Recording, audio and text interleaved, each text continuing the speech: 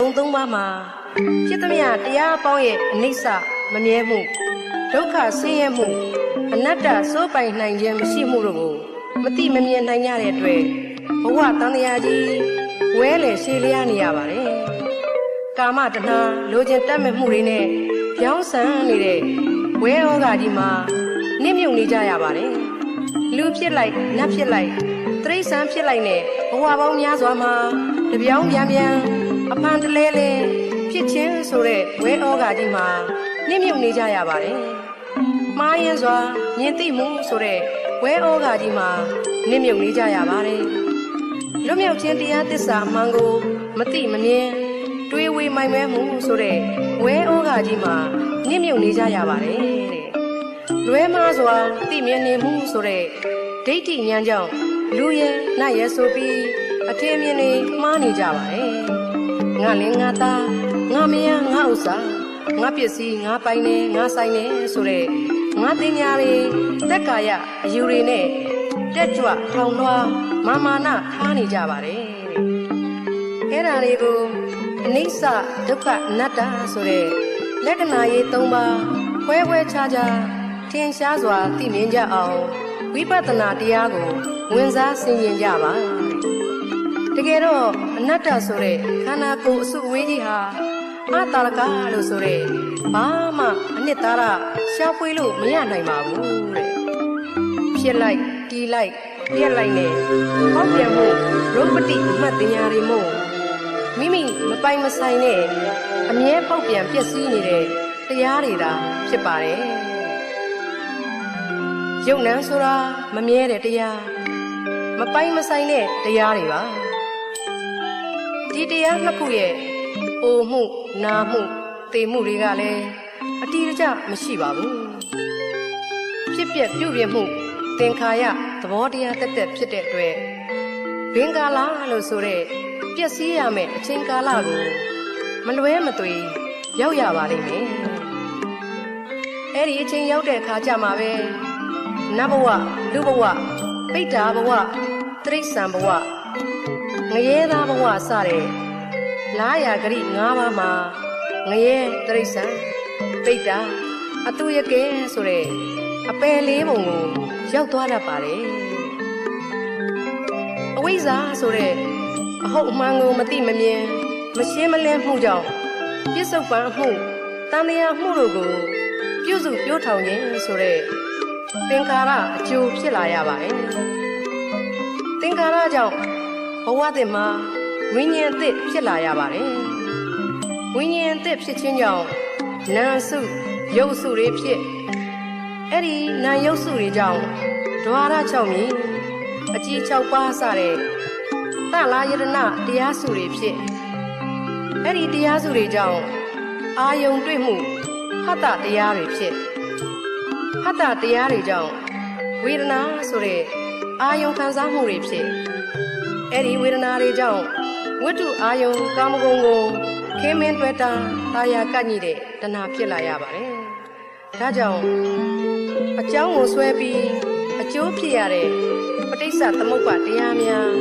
ဖြစ်ပွားလာရပါတော့တယ်တကယ်တွေးကြည့်လိုက်တော့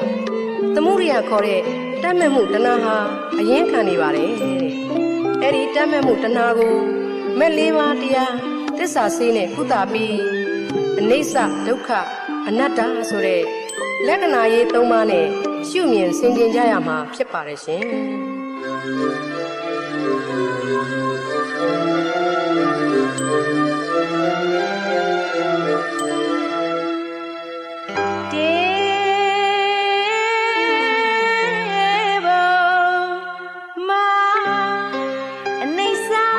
ဒုက္ခအနတ္တတရားမရလို့မြားလာတန်တရားကာမောကဘဝကဒိဋ္ဌောကအဝိဇ္ဇာကစိတ်မောဟမကင်းတာအရေးငံသူတဏှာဒိဋ္ဌိညာဝင်စားခြင်းမှမြင်ကြတာလူဝဲနဲ့ပဲမဆွဲလို့သာမှားချက်အလုံးနာငါသားငါမရနဲ့သာဥစ္စာငါကိုငါဟာအစင်မကွာတက္ကာယကြောင့်မာနတွေထောင်းကြတာ ဝိပဿနာဝင်စားထင်ရှားမြင်ညာကြပါဘာမျှရှာမရအတ္တရကမှန်သောအနတ္တခန္ဓာဖြစ်ရင်တည်ရင်ပြည့်ရင်ချုပ်ခါရုပ်ပရိသေညာဟောင်းပြမစိတ်ပါအနိစ္စလက္ခဏာယုတ်တရားနတ်တရားနှစ်ဖြာအိုနာသိမြည်အတိမကြပါသင်္ခါရဟာပင်ကာလမကြာငါးပြားဂရိမာလေးဘုံအပေငရဲစာအဝိဇ္ဇာအကြောင်းကြောင့်သင်္ခါရဝိညာဏတရားယုတ်တရားနှစ်ဖြာအဝိဇ္ဇာအကြောင်းကြောင့်သင်္ခါရဝိညာဏတရားယုတ်တရားနှစ်ဖြာ6ခုအာယုကာမနောသနာပရိစ္ဆသမုပ္ပါရှုပ်ပြတွေ့ပါတဏှာမြေရေလေမီ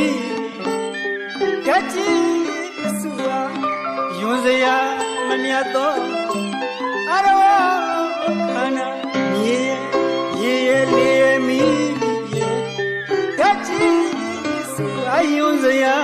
မမြတ်သောအရဝခန္ဓာဘုံပွဲမလွတ်ပါ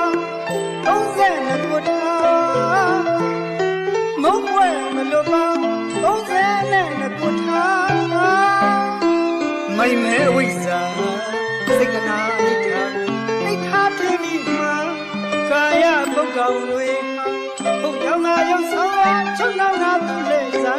မိုင်မဲဝိဇ္ဇာစိတ်ကနာအိဋ္ဌာအိဋ္ဌာပြင်းပြီးမှာကာယပုဂ္ဂောင်တွေဟုတ်ရောင်လာရောက်ဆောင်လာချုပ်နှောင်းလာသူလက်စားတရားပွားမှာရှာများသတော်ဘဝနီကဖြစ်ပြတန်တရားပွားမှာရှာများသတော်ဘဝနီကဖြစ်ပြတန်မိဆက်တဲ့ငြိမ်းရချုပ်ရနိဗ္ဗာန်ရောက်နေရလက်ဖို့ကြိုးစားရရှာဒိဋ္ဌိနဲ့ဝိဇိကိစ္စသမုစေပဟံဧကံပဲ၍ခွာအခက်တန်တလမ်းမပြရောက်လန်းခန္ဓာနဝလုံးဟာအစဆုံးငါဘဝတုံးမမတန်တဲလို့မလာဒီရကရကပြည့်ဝေမှာအထတခုပညာကိုသာအနုတယကိတိချွေပဲဘူးရမံဝါယမံစိတ်တံသမာဓိဝိပဿနာဉာဏ်ယဉ်တန်စေကိုမြေဓာတ်ရေဓာတ်လေဓာတ်မိဓာတ်လို့ဆိုတဲ့ဓာတ်ကြီး၄ပါးနဲ့ဖွဲ့စည်းတည်ဆောက်ထားတဲ့ခန္ဓာကိုယ်အရဘောကြီးဟာအမျက်တရားရဲ့လို့ဘာမှမရှိပဲအလွန်တရားမှဆက်စုပ်ပွဲရာရွှေရှားပွဲရာယုံနာအစုဝေးကြီးတာဖြစ်ပါတယ်သွေးပြီးတလိပ်အစာသစ်အစာဟောင်းရိုးရင်းချင်းစီသပင်မွေးညင်းအစရှိတဲ့32ပါးသောတရားအစုတွေနဲ့စုယုံဖွဲ့စည်းထားခြင်းသာဖြစ်ပါတယ်ဒီအလိုမရှိအပ်တဲ့အနိဋ္ဌာယုံကိုအဝိဇ္ဇာဆိုတဲ့မတိမမြင်မှုအပိတ်အပင်တားဆီးတွေကြောင့်ဟုံးတမင်မင်ခင်တများများအလိုရှိအပ်တဲ့နှစ်သက်ပွဲဖြစ်တယ်ရဲ့လို့ထင်မှားနေကြရပါတယ်တဲ့ကာယအပုတ်ကောင်းကြီးဟာမှန်တရားဟုတ်တရားနဲ့ရုပ်ဆောင်ပြီးစုချီနှောင်ဖွဲ့လှည့်စားနေပါတယ်တဲ့ဒါကြောင့်လည်းပဲများစွာသောတတ္တဝါတွေဟာတရားသစ္စာမှန်နဲ့ကင်းကွာနေကြပြီးအနတ်မတက်ကတန်တရားမှာဘဝပေါင်းများစွာတပြောင်းပြန်ပြန်အဖန်တလဲလဲကျင်းလဲကျက်စားနေကြရပါတယ်